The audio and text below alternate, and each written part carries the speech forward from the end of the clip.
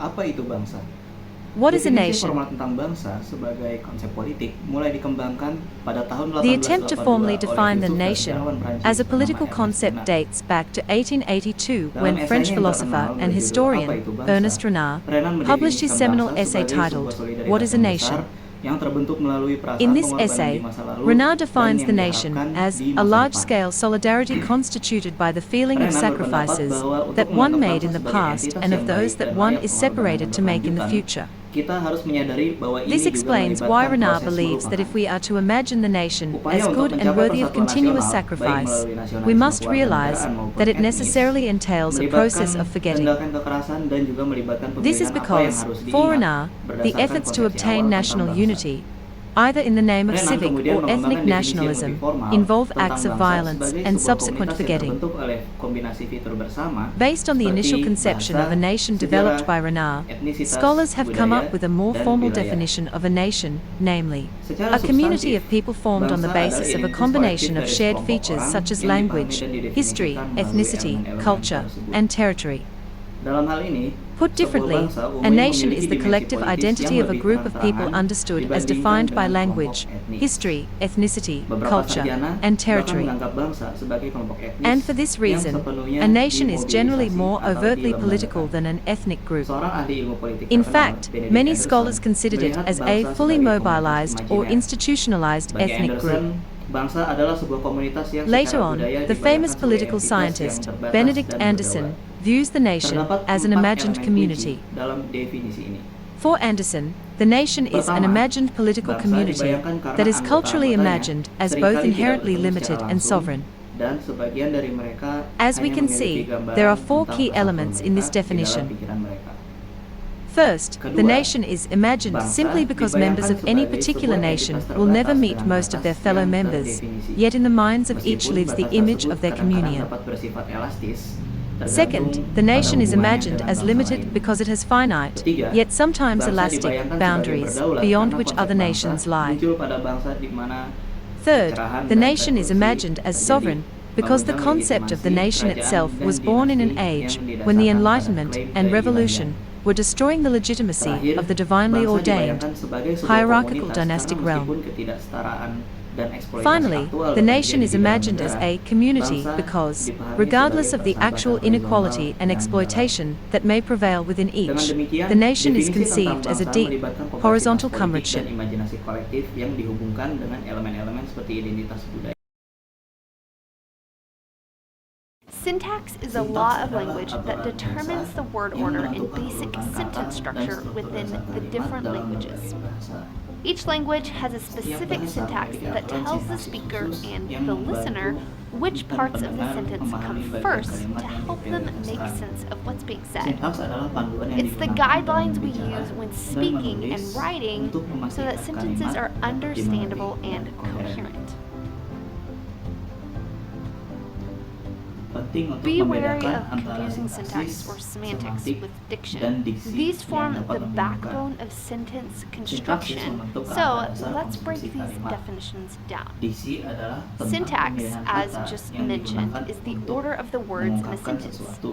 Diction is the specific word choice meant to express certain meanings. Semantics is the meaning conveyed by the particular words used. We'll be focusing on syntax in this video. In the English language, there's a word order that is set in stone for most types of sentences. Of course, there are always exceptions, but most of the time, standard English sentences will follow an SVO word order. Subject, verb, object. As in, the boy looks outside of the window. In this example sentence, we have the subject, boy, the verb, looks, and the object, outside. This image is an image of an English grammar syntax tree used by linguists to plot the structure of sentences. You may not often encounter a syntax tree, but knowing how to draw one is rather useful and will help you understand the sentence structure. In the chart, you can see that the sentence is broken down into its parts: verbs, nouns, articles, and prepositions. After this step, The words are grouped together to determine which parts of the sentence are noun phrases, prepositional phrases, or verb phrases. Fun fact, SVO is not the only word order structure. Other languages vary word order and even include additional components in their syntax. In the example given with the syntax tree, the subject is cat, the verb is sat, and the object is Matt. The second picture is another way in which syntax can be written out. This diagram takes the sentence, "The dog loved the girl." It breaks it down into articles, nouns, verbs, noun phrases, and verb phrases, just like the previous example. In this sentence, the subject is dog, the verb is loved, and the object is girl. Again, the syntax trees are not to be intimidating, but are used to better understand the structure of a sentence and to reveal each part's purpose within the sentence. An additional use for syntax trees is that whenever a different word order is used for a sentence, it can be decoded. For example, if you are hearing a sentence in a foreign language that follows a VSO order or some other variation, creating a syntax tree for that sentence can help you to put the words in SVO order so that you might understand what's being said. Let's have a recap. 1. Syntax is the sentence structure. 2. Diction is the choosing of words to relate a certain meaning. 3. Semantics is the meaning that is expressed from the words used. 4. Syntax trees are a neat graphing tool to chart sentence structure and make sense of word order and how it's functioning in the world of English. Thanks for joining us for this syntax tutorial. If you found this video to be helpful, check out the rest of our channel for additional help. See you guys next time. Konten lain di saluran kami untuk bantuan lebih lanjut. Sampai jumpa di lain waktu.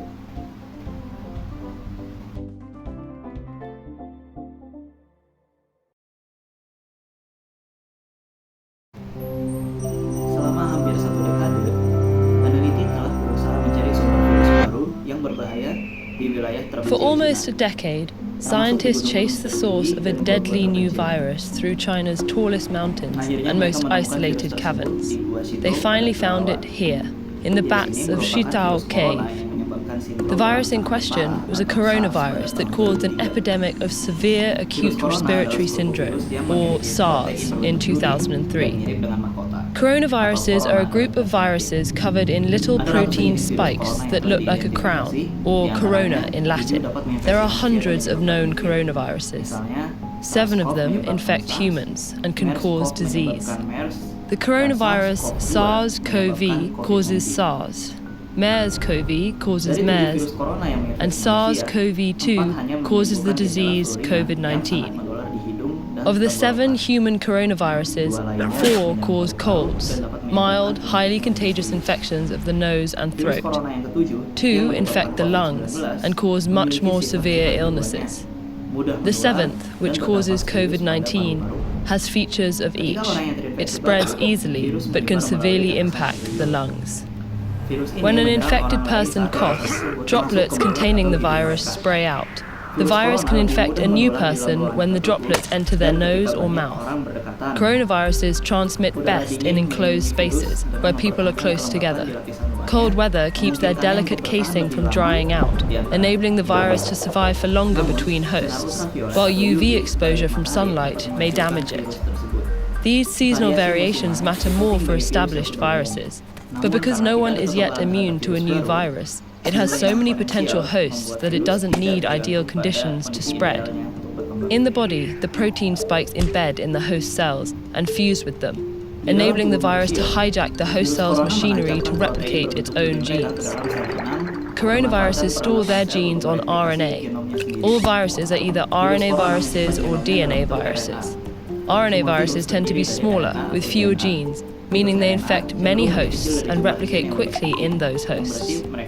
In general, RNA viruses don't have a proofreading mechanism, whereas DNA viruses do. So when an RNA virus replicates, it's much more likely to have mistakes, called mutations. Many of these mutations are useless or even harmful, but some make the virus better suited for certain environments, like a new host species. Epidemics often occur when a virus jumps from animals to humans. This is true of the RNA viruses that cause the Ebola, Zika, and SARS epidemics, and the COVID-19 pandemic. Once in humans, the virus still mutates, usually not enough to create a new virus, but enough to create variations or strains of the original one. Coronaviruses have a few key differences from most RNA viruses. They're some of the largest, meaning they have the most genes. That creates more opportunity for harmful mutations. To counteract this risk, coronaviruses have a unique feature, an enzyme that checks for replication errors and corrects mistakes. This makes coronaviruses much more stable, with a slower mutation rate than other RNA viruses. While this may sound formidable, the slow mutation rate is actually a promising sign when it comes to disarming them. After an infection, our immune systems can recognize germs and destroy them more quickly if they infect us again, so they don't make us sick.